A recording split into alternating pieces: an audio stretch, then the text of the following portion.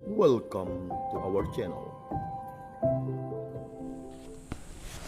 Selamat pagi dan selamat berjumpa lagi para pencinta dan pendengar Riak Sabda yang terkasih. Hari ini kita akan merenungkan bacaan Injil untuk hari Riak Sabda edisi hari Jumat tanggal 26 Februari 2021.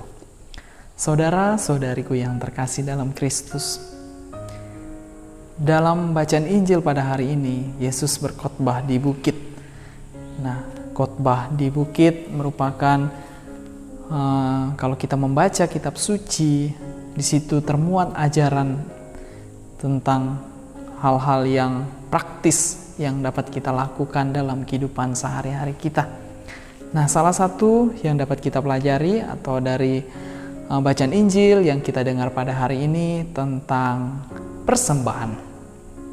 Nah, saudara-saudari yang terkasih, persembahan yang saya maksud adalah persembahan yang kita persembahkan dengan tulus ikhlas, tanpa ada beban, tanpa ada rasa sakit hati, tanpa ada dendam, dan juga tanpa ada permusuhan.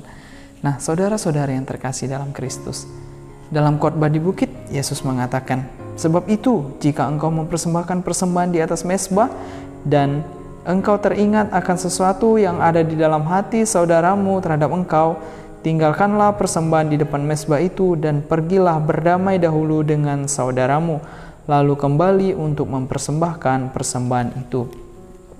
Nah, saudara-saudari yang terkasih dalam Kristus, saya ingin mengambil satu kata yang mungkin kata ini akrab di telinga kita, tapi sangat sulit untuk kita lakukan. Dan kata itu adalah berdamai.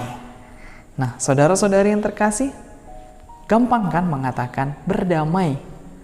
Damai, gampang, tapi sangat sulit dilakukan, terlebih ketika kita mengalami konflik, ketika kita mengalami perbedaan pendapat, ketika kita mengalami perselisihan dengan orang lain. Maka mengucapkan kata damai mungkin gampang, tetapi untuk berdamai secara tulus, berdamai membangun relasi kembali dengan utuh seperti sedia kala, seperti tidak ada masalah, seperti tidak ada konflik di antara kita berdua, di antara aku dan engkau. Nah, itu sangat sulit.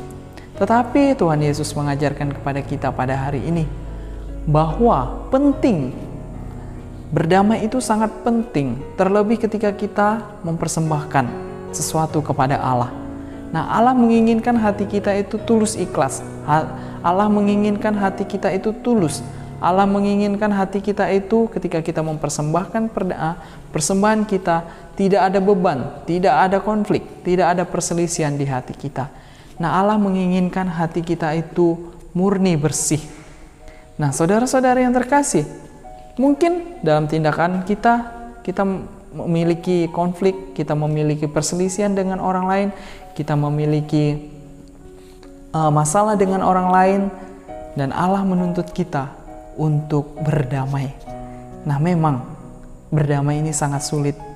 Dikatakan gampang, tetapi untuk melakukannya sangat sulit. Nah, saudara-saudara yang terkasih, perdamaian atau berdamai tidak mungkin tanpa pengampunan. Nah, saudara-saudara yang terkasih, ketika di masa Prapaskah ini kita diajak oleh Allah, kita dipanggil oleh Allah untuk melihat kembali hidup kita, merefleksikan masa pengampunan ini, merefleksikan masa taubat ini dengan penuh hati yang tulus, dengan penuh hati yang ikhlas. Nah, saudara-saudara yang terkasih, berdamai atau selalu dilandasi dengan pengampunan.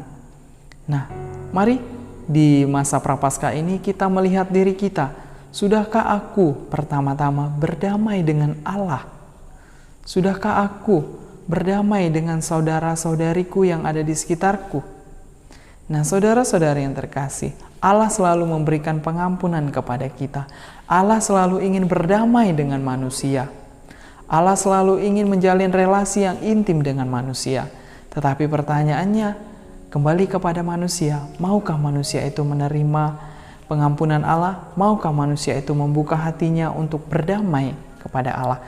Nah, dengan saudara-saudari kita yang ada di sekitar kita juga, masa tobat dan masa Prapaskah ini menjadi kesempatan bagi kita untuk membuka hati kita, memberikan pengampunan dan juga menyalurkan pengampunan yang telah Allah berikan kepada kita, dan kita memberikan atau menyalurkan pengampunan itu juga, memberikan pengampunan itu juga kepada saudara-saudari kita, tetangga kita, teman-teman kita yang mungkin memiliki kesalahan dan juga konflik dalam hidup kita.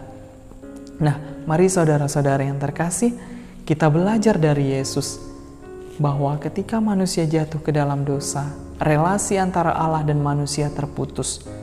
Tetapi Allah ingin berdamai, Allah ingin menjalin relasi dengan manusia. Maka Allah berinisiatif untuk turun, untuk hadir, dan Allah menyerahkan diri secara utuh dan total di kayu salib. Itu bentuk perdamaian Allah kepada manusia.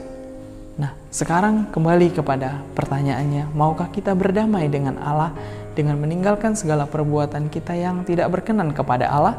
Dan juga maukah kita berdamai dengan saudara-saudari kita yang ada di sekitar kita, sehingga relasi kita yang sempat terputus, relasi kita yang renggang, dan relasi kita yang terpisah akhirnya dapat bersatu kembali, sehingga ketika kita bertemu tidak saling melempar muka dan juga tidak saling menghindari, tetapi ketika kita bertemu kita saling bertegur sapa dan memberikan senyuman.